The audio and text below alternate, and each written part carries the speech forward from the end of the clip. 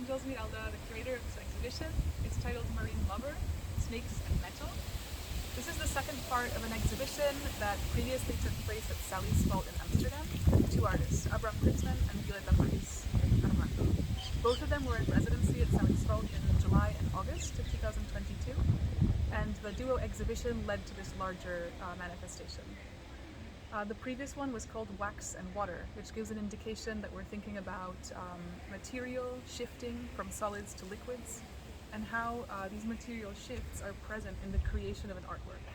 So we're thinking about how not only oil painting needs to be applied when wet and then dried before the exhibition, but also forms of sculpture as well as watercolors and printmaking. So thinking about these transformations of solid states, what transformations mean, and the two artists decided also to investigate the history of alchemy. There's a wonderful collection near the residency here in Amsterdam called the Embassy of the Free Mind, with a huge alchemical collection. So they were also collecting symbolism and images related to the practice of alchemy and the history of it. Okay, so follow me inside. We'll see the show.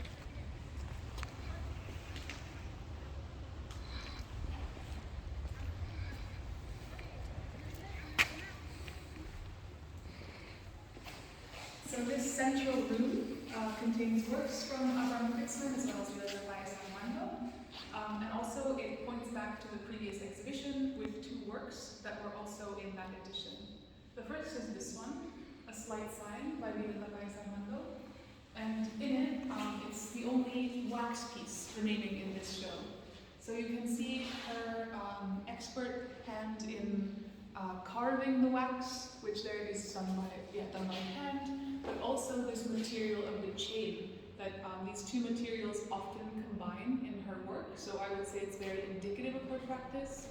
And this kind of materiality of the metal is also in the current title of Snakes and Metal. The other work that repeats is this one here. This is oil and gouache painting by Kritzman called Blowing It All Out of the Water. And in it he's playing between the abstract and the figurative, and you can see also between painting and sculpture, because one layer of oil hides the gouache layer below, and then sculpturally removing and scraping the paint away creates the image, where you can actually see a kind of figure, maybe a river nymph or some other kind of character here blowing into the river and separating the water. So there can be a lot of interpretation with just these simple gestures.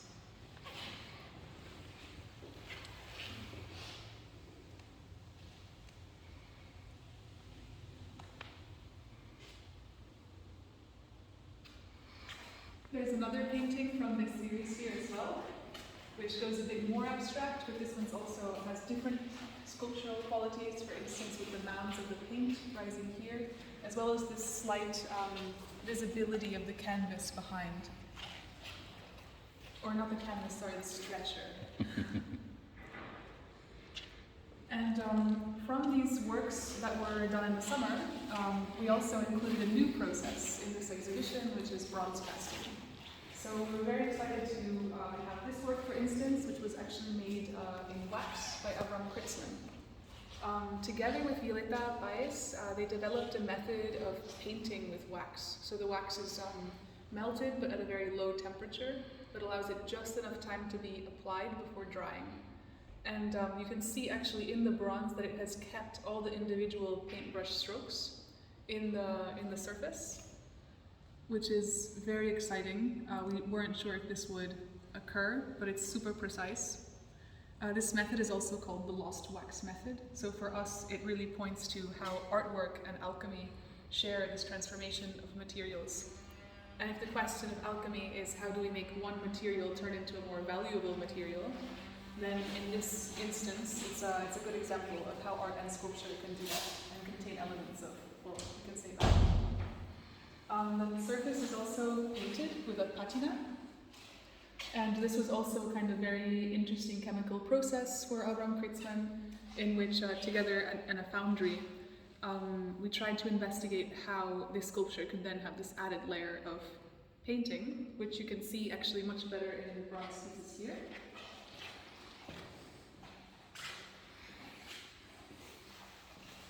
So these contain patina, and you can see that there's actually these lines here, which for me are very indicative of Avram Kritzman's practice.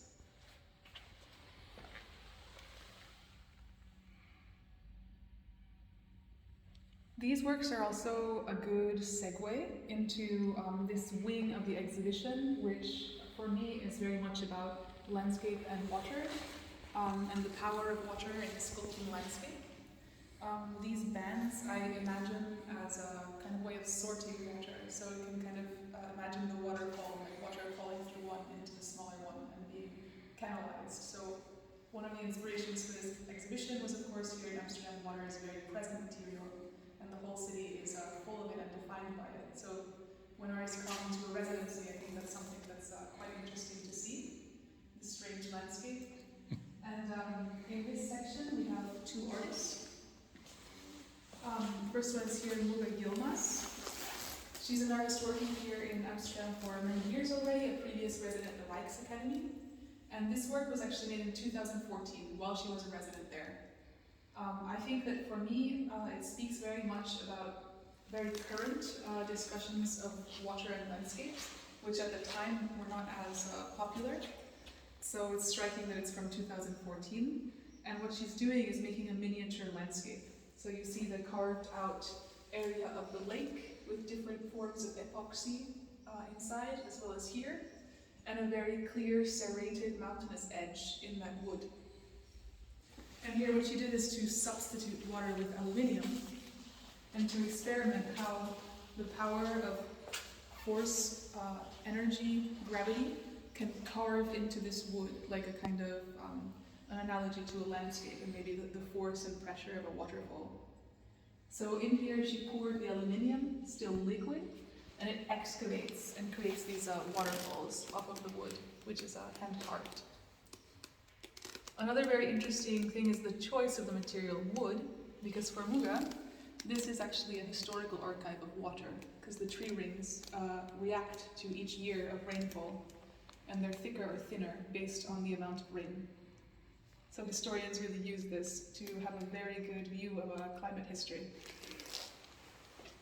It's also exciting that it's the first time that this work has been shown not only on the ground, but also on the wall here, for instance, and hanging.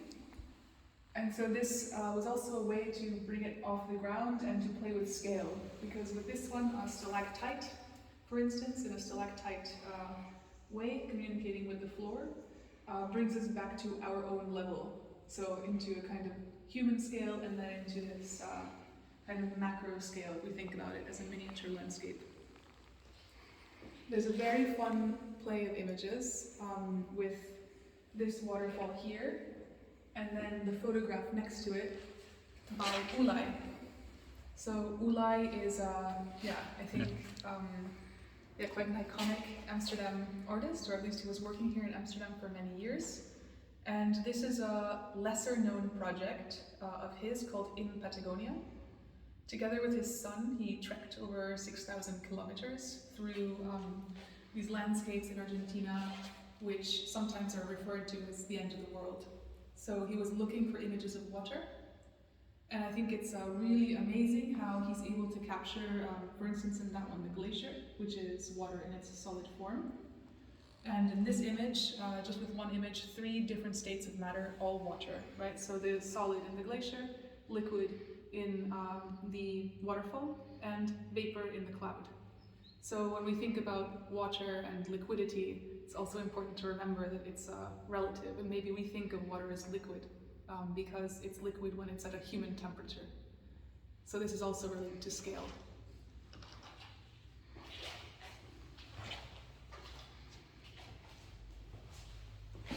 There's another wing to this exhibition where I say, well, for me it focuses more on animal symbolism, so getting more to the animal symbolism of alchemy.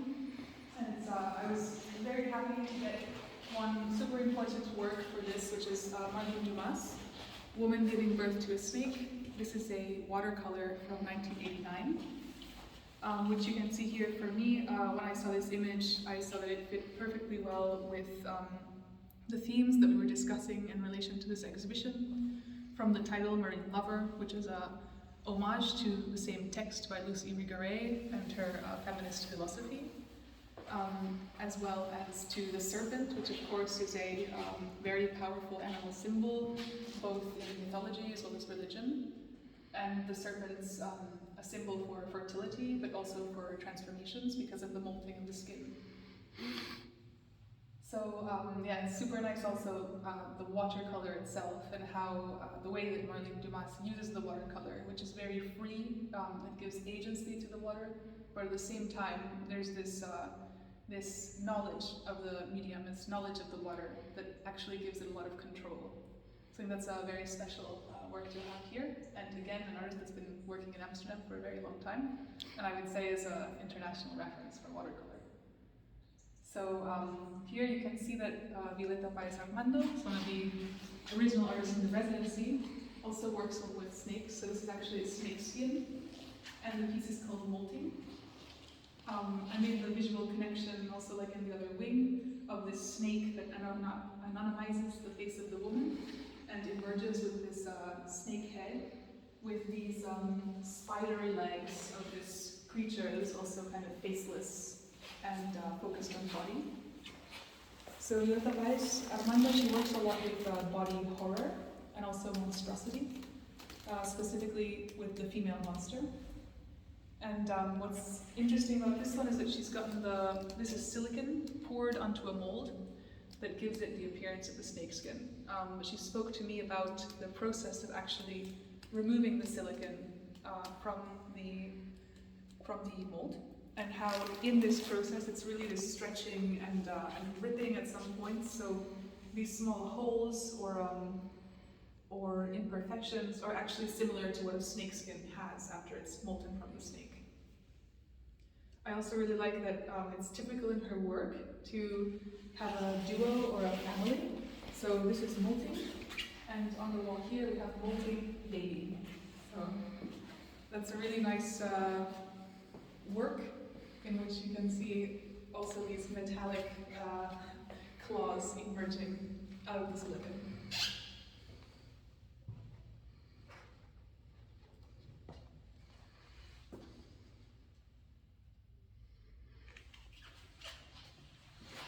There's one more work from Violeta,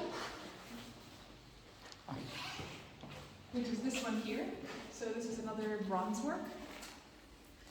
It's also using the lost wax method, but in this one there's an iron patination, so it has a different color. And I also like that, as I mentioned before, that the bronze is really taking on all the surface of the wax. In this one I can see that the wax, as it was made from a mold, it has very much tighter, and the surface is more, let's say, without imperfections, and the bronze also takes on all of these forms. So it's very interesting to see this excellent method. There's one more work to speak about, which is actually Kritzman's aluminum panels. And these works, of course, we were thinking about metal, and that's why he decided to paint onto the metal. And this is the same oil paint as the canvases. And I really like that you can see that it almost looks like a different material because it's reacting to a different surface. But apart from this, this is actually part of a larger piece, which is 10 panels. And here there's only 3. And these have a lot of very symbolic animals, for instance, the owl, the snake, here the flying wing, and here a dragon-like creature. And so there's a lot of interpretations that you can make related to the alchemy and the symbolism of animals. So yeah, and also this line I think you recognize from the bands and the way that it's very free, but kind of playing with the paint as the material. And yeah, there's 2 more of these. Here, which are playing more in the abstract, and can have various interpretations.